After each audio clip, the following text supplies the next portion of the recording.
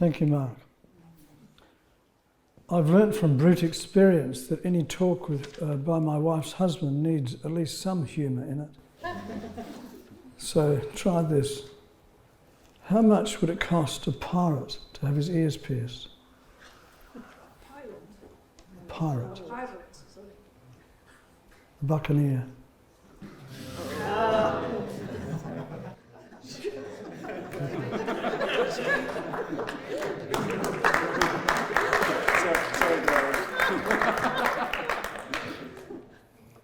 Perhaps my voice is not working too well. It's gone a bit sexy the last week or so. Let me tell you a story in 5 parts. Part 1, the early years. Once upon a time, a long time ago, before Tony Lane was born, there was a king. His name was Ahab. He ruled Israel for 20 years in the middle of the 800s BCE. Economically, he did well. He built an ivory palace. Militarily, he was successful. At one point, he captured and imprisoned Ben-Hadad, the king of Syria. From a diplomatic perspective, Ahab also did well. He entered into an alliance with Judah when he gave his daughter Athaliah in marriage to Jehoram. He also struck an alliance with the Phoenicians when he married Jezebel. She was from Sidon, the daughter of King Ethbaal. Just hearing that name of Jezebel's dad, Ethbaal, which means Baal with us, you know there's trouble ahead. Indeed, to keep his new wife happy, Ahab introduced the worship of Baal as one of the gods of Israel. This didn't seem to trouble most of the prophets. At one point near the end of Ahab's life, he gathered the prophets to ask if he should go into battle. Sure, they said, the Lord is on your side. But there was the prophet Elijah. His name Elijah meant God is Yahweh, which sums up his passion. Elijah was a Tishbite, if that's the right spelling. He wasn't impressed with Ahab's polytheism. If you're interested, we're in 1 Kings 17. Baal was a god who was supposed to bring fertility. So to make the point that the Lord was the one who controlled fertility, Elijah says to Ahab, "As the Lord, the God of Israel, lives, before whom I stand, there shall be neither dew nor rain these years except by my word." That last bit would prove that Elijah was his faithful prophet. I don't know why, perhaps because God could care for him more easily. In any case, God then told Elijah to head east of the Jordan River to hide in the Wadi Cherith. Ravens brought him bread and meat morning and evening. Elijah got water from the wadi. There was no rain. The wadi dried up. Our ever-resourceful God had a plan. God told him to go to Zarephath. Zarephath was an 80-mile walk away on the Mediterranean coast. God said that he'd lined up a widow to feed him.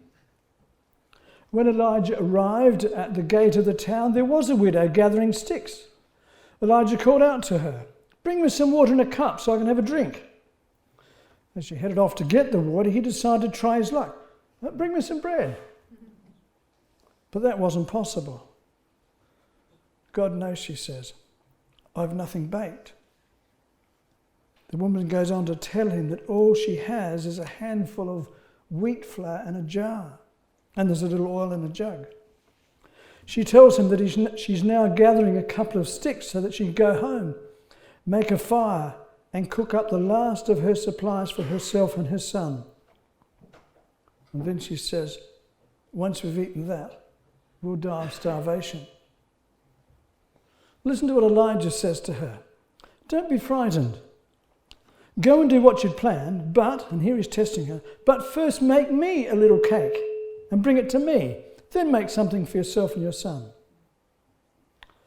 Elijah goes on to say that God has told him that her jar of flour won't be emptied. And he said the jug of oil wouldn't run out until the Lord sent rain. Elijah was right. For many days, the flour and the oil provided food for Elijah, the woman, and her family. Does God still do that sort of thing? Well, he does. Our son, Paul, started playing trumpet when he was 4.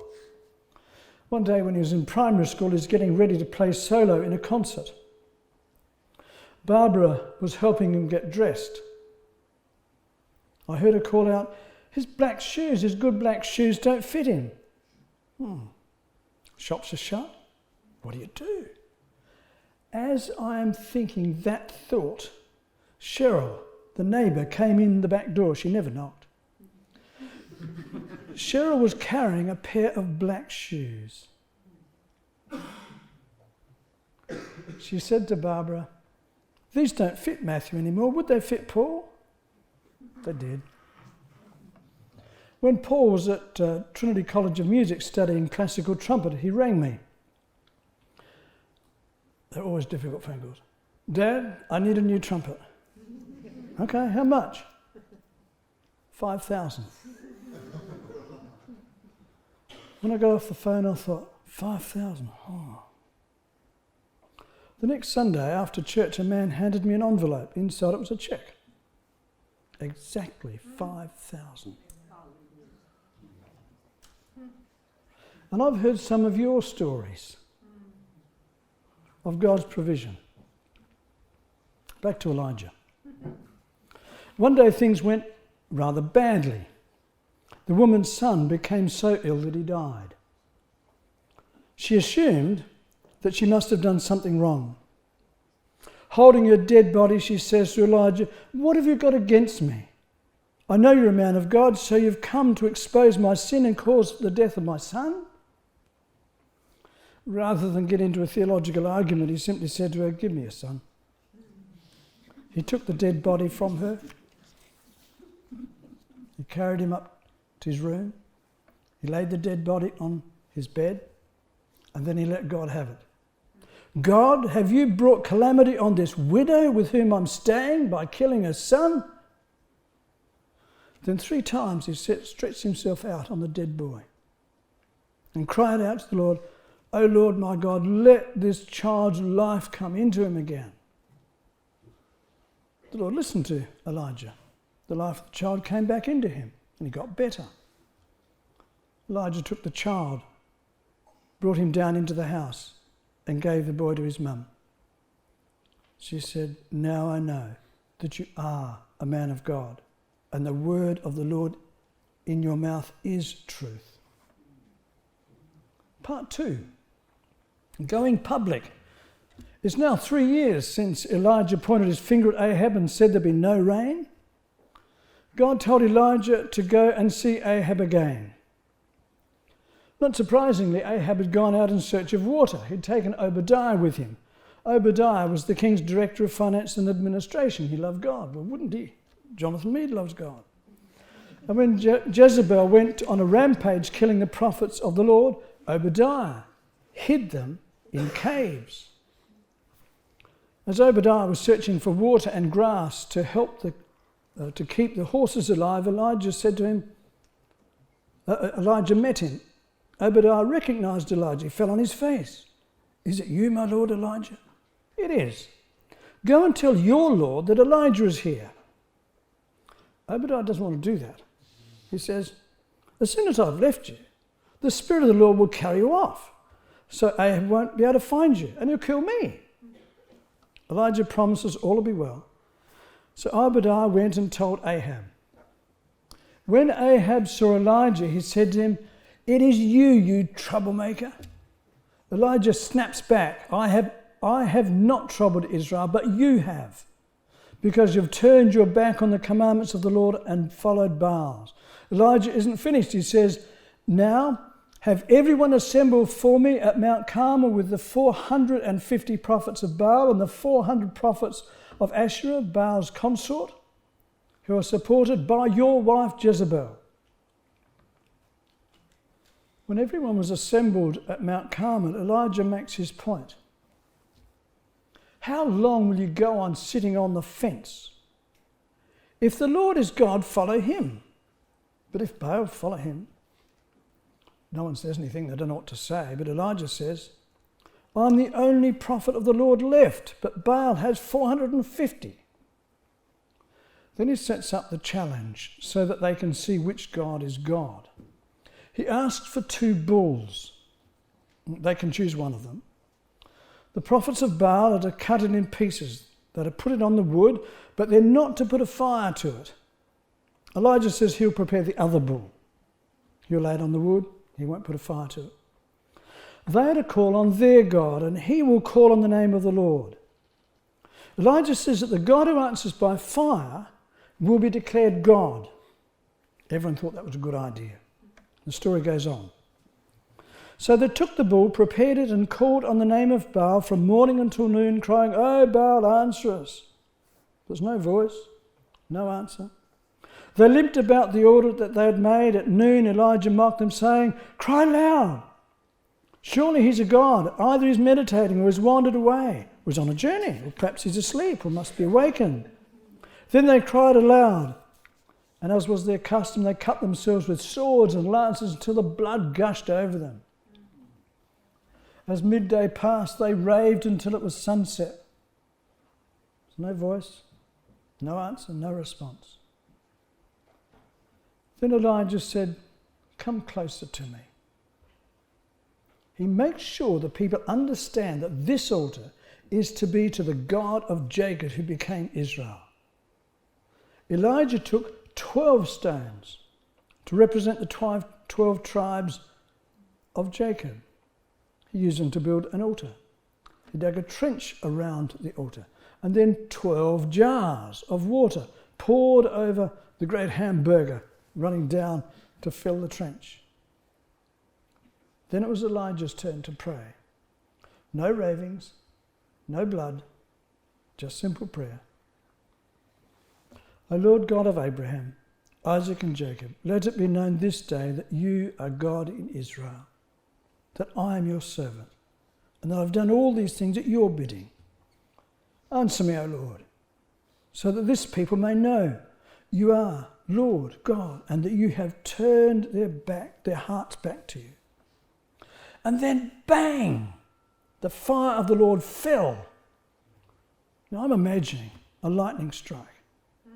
The fire burnt the bull, the wood, the stones, the dust, even the water in the trench disappeared. It's hardly surprising that the people fell on their faces in submission and said, "The Lord indeed is God." They have seen that Elijah's God is God. What was set up as a battle between gods turned out to be a battle between God and nothing. Press pause on our story. You still there? You awake? Okay. We all go through periods from time to time of drifting from our devotion to God. Other things. A new relationship. No relationship. Your children, your parents, our financial situation, some hobby or obsession or device. Even our study, our work can become our Baal. If God is God, says Elijah, follow him. Put him first. Back to the story. Elijah is on a roll. After the lightning strike, he says, "Seize the prophets of Baal, don't let anyone escape." He took them off to a nearby wadi and killed them. He was following the Deuteronomic law that required worshippers of other gods to be killed. The punishing drought is over. Well, it soon will be. Elijah tells Ahab to go home and celebrate, even before there's a cloud in the sky. But Elijah goes up further to the top of Mount Carmel. He bows down. He puts his face between his knees in humble, intense prayer. His servant nearby sees a cloud out to sea on the horizon, no bigger than the person's hand. Very confident in God, Elijah directs his servant to tell Ahab to hurry ahead of the rain. Indeed, the sky was soon black with clouds, and there was wind, there was heavy rain. Ahab rode off to Jezreel, 16 miles away. Elijah, as the old translations used to put it, girded up his loins. I don't know what that is. What's that? Well, he girded up his loins and ran in front of Ahab to the entrance of Jezreel. I hope you like that picture. Not surprisingly, Ahab told his wife what had happened. Not surprisingly, he mentioned that Elijah had killed all the prophets of Baal. Not surprisingly, Jezebel sent a message to Elijah. With an oath, she said that by this time tomorrow, she would see that he also was dead. Elijah was frightened. He fled for his life. He went way down south as far as he could, to Beersheba. Elijah left his servant there, and he trudged another day's journey into the wilderness. He sat down under a solitary broom tree. He was done. Part 3. Burnt out. We don't know why, but Elijah is broken. It's not always clear why we break. Elijah asked God if he could die. He says, "It's enough now. O Lord, take away my life, for I'm no better than my dead ancestors." Then he lay down under that solitary broom tree and fell asleep. Suddenly an angel of the Lord touched him and said, "Get up and eat." Elijah looked, and there at his head was a cake baked on hot stones and a bottle of water. This was clearly important. The angel touched him a second time. He was told to get up and eat and get ready for a 250-mile journey. 40 days later, Elijah was on Mount Horeb, Mount Sinai, God's mountain. He found a cave and spent the night there. Then the Lord said to him, "What are you doing here, Elijah?" And Elijah gave him a sob story. "I've been very zealous for the Lord, the God of hosts." But he goes on, "The Israelites have forsaken God's covenant, thrown down God's altars, killed God's prophets with the sword." And again he says, "I alone am left, and they're seeking my life to take it away." Indeed, Elijah's life is mentioned a number of times here. Jezebel threatens his life. He flees for his life. He asks God to take his life. He says his enemies are seeking his life. This is very different from the earlier Elijah. He'd defied Ahab the king. He'd faced and beaten hundreds of opposing prophets. He'd brought food to a destitute widow and a family. He'd raised her boy from the dead. He'd started and stopped a drought. Not anymore. Part 4. Recommissioned. As worn out and defeated as Elijah feels, God is not finished with him.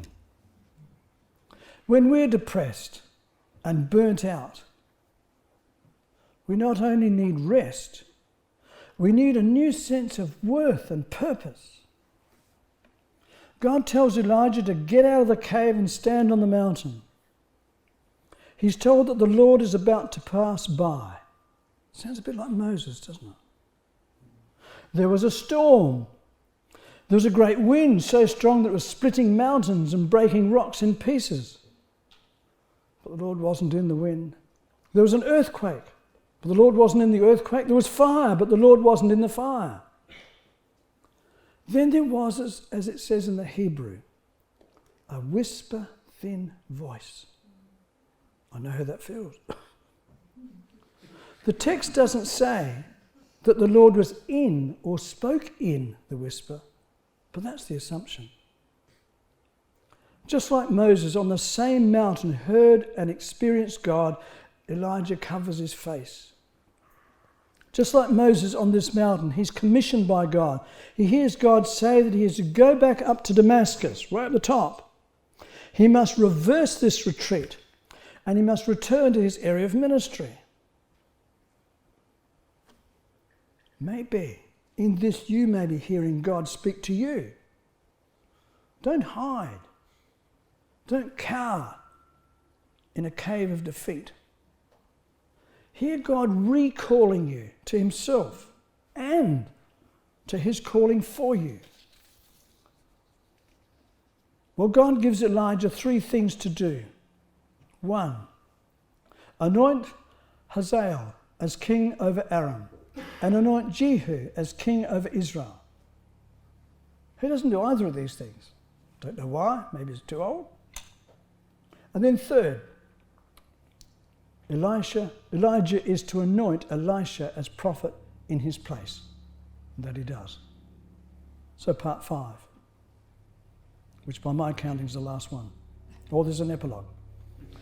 Passing the baton.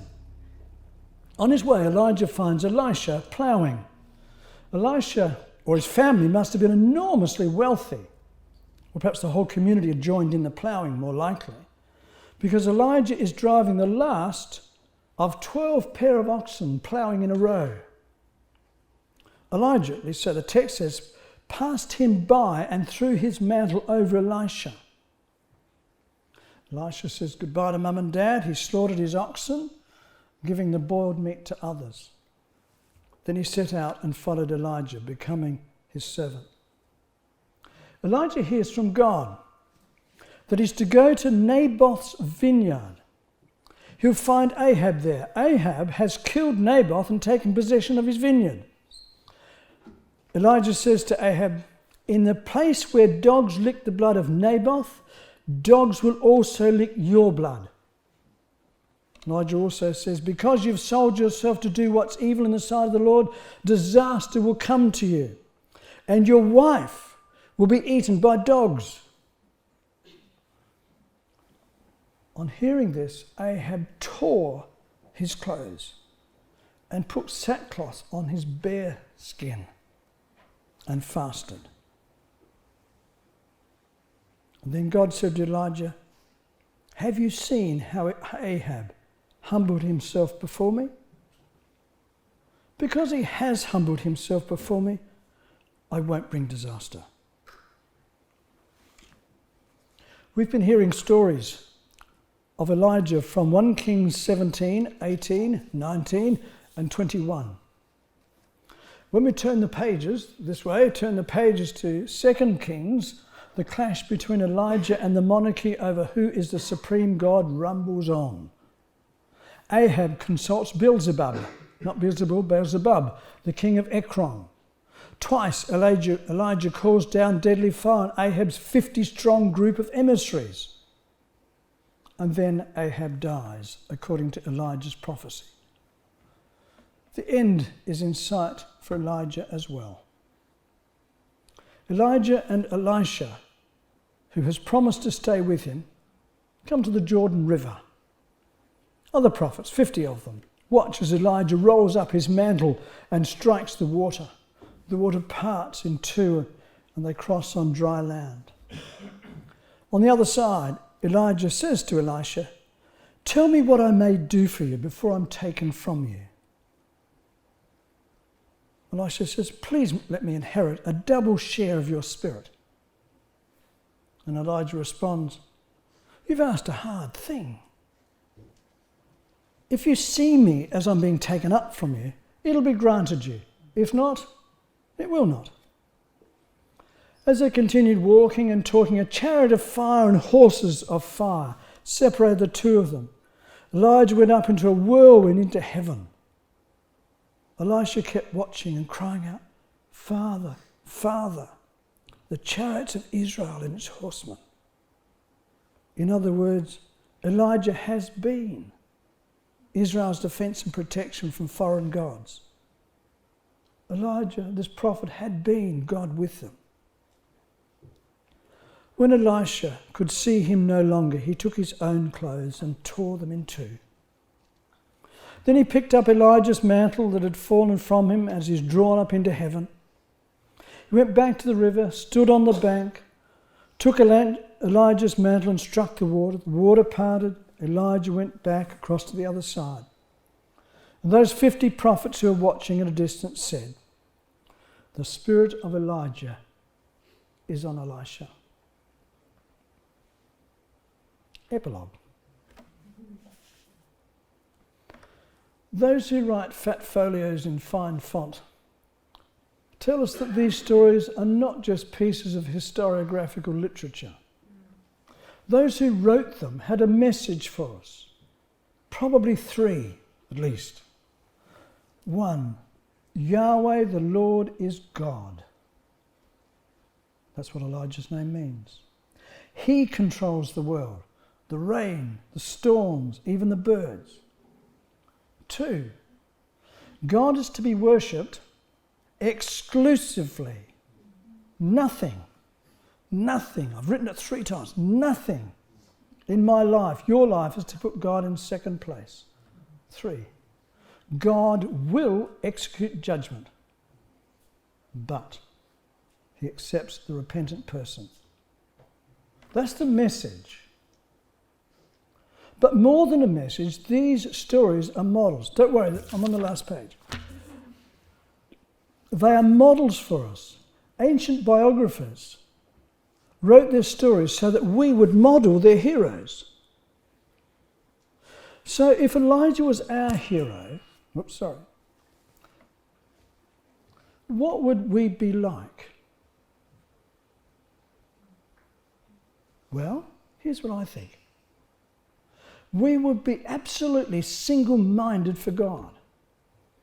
We'd be zealous and passionate for God.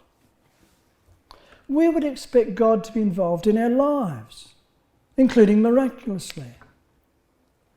We'd be people who prayed, who talked to God as a friend, in whom we had great confidence. And we'd hear from God. We'd be passionate about evangelism, doing all we could to see that others allowed God to be first in their lives. We'd also experience the loneliness of being the only person around who seemed faithful to God. We'd experience fear, weakness, defeat, depression. Yet, we would still hear God's rehabilitating voice calling us to him and to return to what he's called us. And if Elijah was our model, we'd be handing a baton on. We'd be mentoring others so that they in their turn could love and serve God. There's no more. Would you like to stand to pray?